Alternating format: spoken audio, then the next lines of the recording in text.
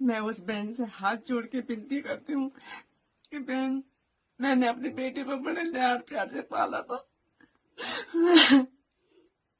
अब 3 साल हो गए मुझे रोते रोते, अभी तक मुझे कोई न्याय नहीं मिला।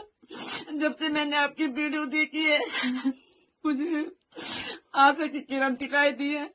अगर आप उन सपूतों को कोर्ट में पेश करोगे तो मेरी बेटी को न्याय मिल सकता है। भले मेरी बेटी इस दुनिया में नहीं है, लेकिन जिस तरह से मैं रो रही हूँ दुनिया की मेरी कोई माँ इस तरह से न रोए। आपसे हाथ जोड़ के विनती है मेरे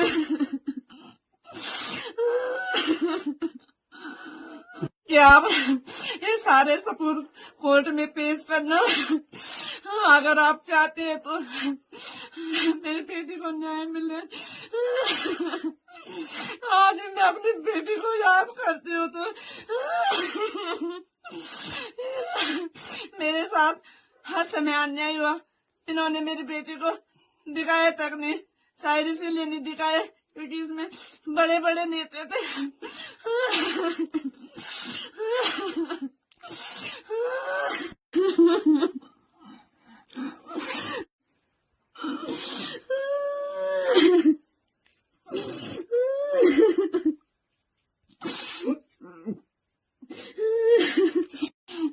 मैं मुख्यमंत्री से हिन्नत कहना चाहती हूँ, अब सारे सबूत आपके सामने है। अगर आप चाहे तो मेरी बेटी को न्याय मिल सकता है और हमारी उत्तराखंड की बेटियां सुरक्षित रह सकती है।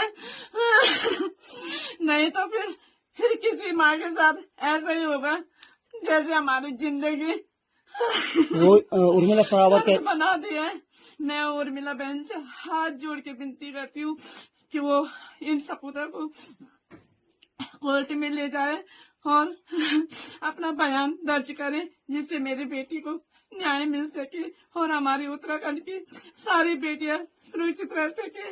उनका ये भी कहना उर्मिला सरावत का कि जिस तरह अंकिता के साथ हुआ, अगर मैं इन चीजों को नहीं करती तो शायद मुझे भी डर है, अब मुझे भी खतरा है।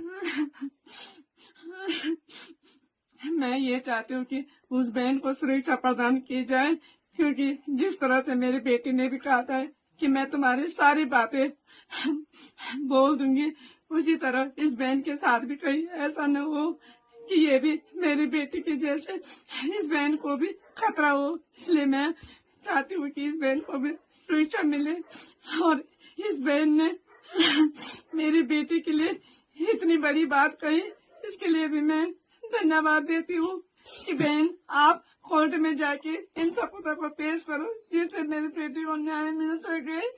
जिस तरह से भाजपा नेताओं का